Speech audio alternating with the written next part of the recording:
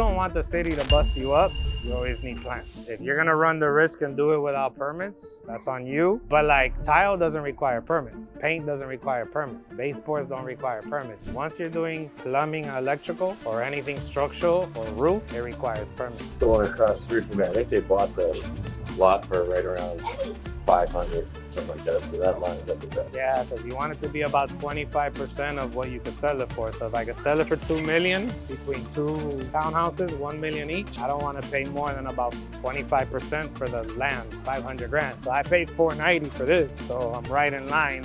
With if I build up, I'll probably be between 500 for this. I paid for it, knocking it down. I'll probably spend $1 million building both, 500 grand each townhouse. There'll be like 500 profit, but I'll have to pay holding costs, right? The loan. So let's call that another 100 grand, 150.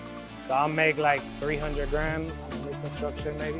What's your total budget for this one? 10 right now with framing, drywall, and putting the floor, 5 for the plumber, 44 for the electrician, so let's call it another 10, so that's 20. The structure beam, I'm gonna be somewhere in that 7 grand range, so that's 27. 11 before, let's call it 30 between raising the floor and doing the structure, so 30 grand plus material. I'm trying to keep everything under at 50. Do you think that there's people actively searching the MLS? It's not that I think, now I know. Put any pictures of like a bathroom that's not supposed to be there. So if it's a 3-2, I'm gonna just take a picture of the 3-2. If there's actually an extra room or bathroom, which actually in the other house there is, I'll show you guys, then I'm not gonna put it in the pictures. I'm gonna wait till they come see the house and see it for themselves as a bonus to the house. I did put in the details, like in-law quarters, to show that there is something extra, but I'm not putting like extra bedroom, extra bathroom.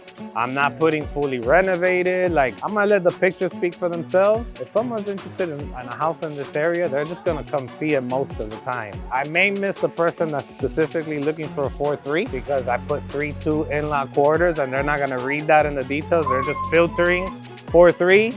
But I'd rather take that chance than put 4-3 and then the city say, wait a minute, this is supposed to be a 3-2. Here, now that I got popped, I'm legalizing everything, so it'll be a legal 4-bedroom, 3-bathroom. Airbnb inspection are not the city permit people. So this was closed off. This, where you guys are standing, was 1 unit that we rented. And I'll show you the other 3 units in a second. This was 1 unit. This was the office/storage. I just basically stored a bunch of extra stuff in here. And then I had a wall that separated this room right here. And this was the laundry room, and this was the other door, and I had a coin laundry so that both houses, guests, could come in through this door, drop in coins, and use laundry as the laundry facility. Because I ran this like a little mini hotel. You guys will see how I did it in a second. It'll make more sense. This will be kind of like all ours.